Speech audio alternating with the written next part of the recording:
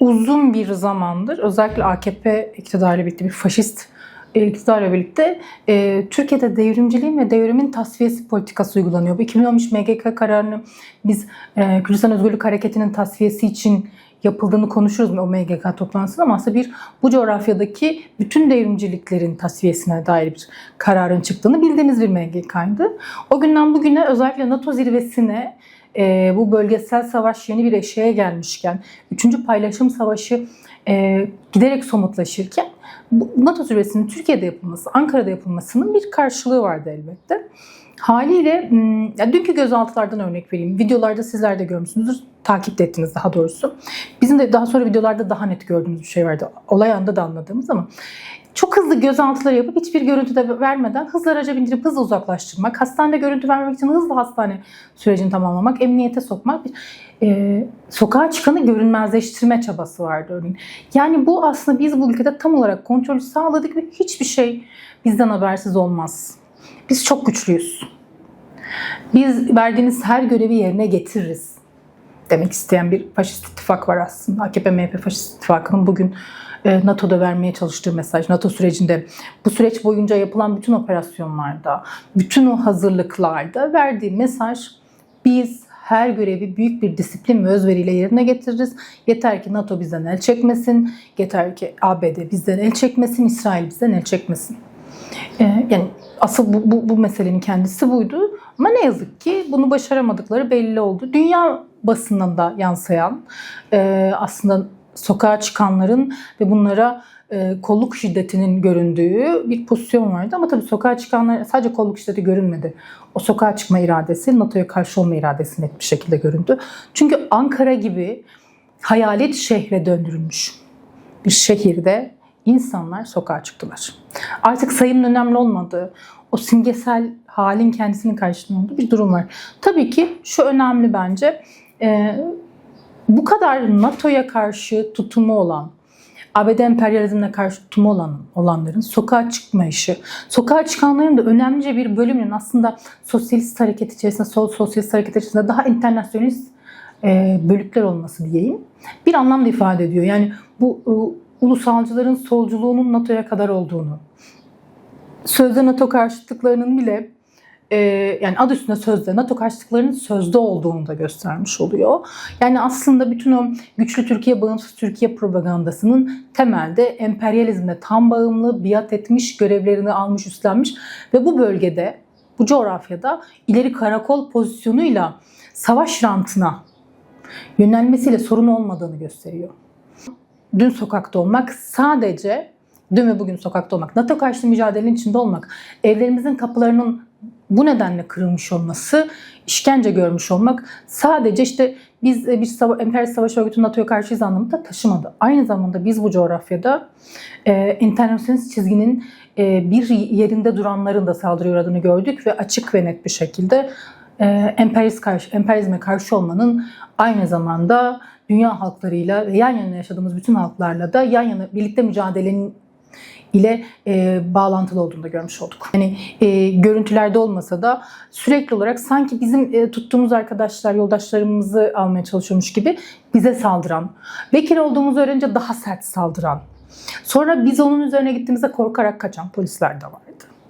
Ama temel tabii şuydu, sadece vekiller yürüyebilir, pankartsız yürüyebilir, hareket edebilir. Buna siz karar veremezsiniz. Ama bu kararı kendinde gören, karar verme hakkını kendi gören bir kolluk gerçeğiyle karşı karşıyayız. Aslında çok uzun zamandır bununla karşı karşıyayız. Her zaman biz sokakta kollukla karşı karşıya geldiğimizde bunu görüyorduk ama son yıllarda özellikle çok daha lütfediyormuş gibi davranan bir şey de vardı yine videoda, ben o an orada fark etmemiştim. Ben sana zaten tenezzül etmem dokunmaya diyor emniyet müdür yardımcısı. Zaten dokunamazsın, yasaya aykırı. Ne anlatıyorsun diyor arkadaş da cevap olarak. Yani yasa değil, onun tenezzül edip etmemesi önemli. Biz de şöyle bir tartışma yaşadık örneğin. Ankara Valiliği kanun dışı bir uygulama ile karşımıza dikiliyor. Kamu düzenini bozuyorsunuz. Siz vekilsiniz, yemin ettiniz, kamu düzenini bozuyorsunuz diyor. Hayır, kamu düzenini bozan Ankara Valiliği. NATO valisi gibi davranan Ankara Valiliği örneğin.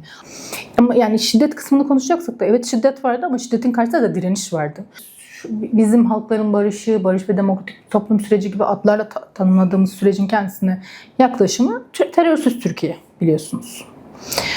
AKP'nin Kürdistan'dan çıkardığı vekiller tam terörsüz Türkiye diyemese de özellikle bölgedeki röportajlarında, konuşmalarında falan bu kelime yerine başka şeyler, bu tanımlama yerine başka şeyler tercih etse de temelde bu yaklaşımları terörsüz Türkiye. Dün terör uygulayanın kim olduğunu gördük bu şeyde de, devlet terörünü gördük ama ve bu yaklaşım sebebiyle de aslında şunu söyleyebiliriz. Demiştik yani aslında NATO'nun verdiği bütün görevleri ifa edebilmekle ilgili bir çizgileri var ve bundan bir rant devşirme ve iktidarda kalabilme. Aslında bu barış meselesine yaklaşımları da sorunları tırnak içerisinde kontrol altına alıp daha yönetilebilir bir ülkeyle ülke dışına saldırganlığı taşırma. Yani savaş ihraç etme politikası var. NATO zirvesinden aldıklarıyla sürece devam edeceği için bir yasa bir de hazırlandı, işte İmralı'ya gitti, orada onaylandı propagandası yaptılar. Karayolu'nun açıklaması da yasa onaylansaydı İmralı'ya heyet giderdi, tecrit tekrar uygulanmaya başlanmazdı. Çok net bir açıklama yani aslında. Belli ki zirve sonucuna göre bu sürece nasıl devam edeceklerine bakacaklar. Tabii ki şunu biliyoruz, özellikle Paşkın İran'da kimsenin askeri olmama tutumunun üzerinden bazı tehditler belki yeniden devreye girecek. Belki Rojava üzerinden tehditler devreye girecek. Ve bu yasa yapacak aklın kendisinin de başka savaşlar için burada barış tartışmasından kaynaklı aslında bir barış yasası yapamayacağını görüyoruz. O yüzden yani daha kolektif yapılmalı bu yasalar. En nihayetinde ellerinde bu hukuksal birikim var ama. Çünkü bu hukuksal birikimi nasıl sağladılar? Türkiye'de insan hakları örgütleri bu yasaların nasıl yapılacağını daha 2012-2013'lerde sundu, meclise sundu. Bir demokratik anayasa nasıl oluruz sunduk, hepimiz sunduk. Hukukçular sundu. Bizim partimizin yaptığı birçok çalışma var. Baroların yaptığı çalışmalar var aslında. Çok ciddi. Barış yasaları nasıl olur? Bu ülkede de tartışılmış ve sonuçlara ulaşmış bir pozisyon var. Aslında bunlar üzerinden de ellerinde veriler var. Umuyoruz demek durumunda kalıyoruz ama daha fazla savaş retoriğine düşmezler. Çünkü daha fazla savaş, yani sen birilerinin evini yaktığın zaman kendi evinde huzurla oturamazsın.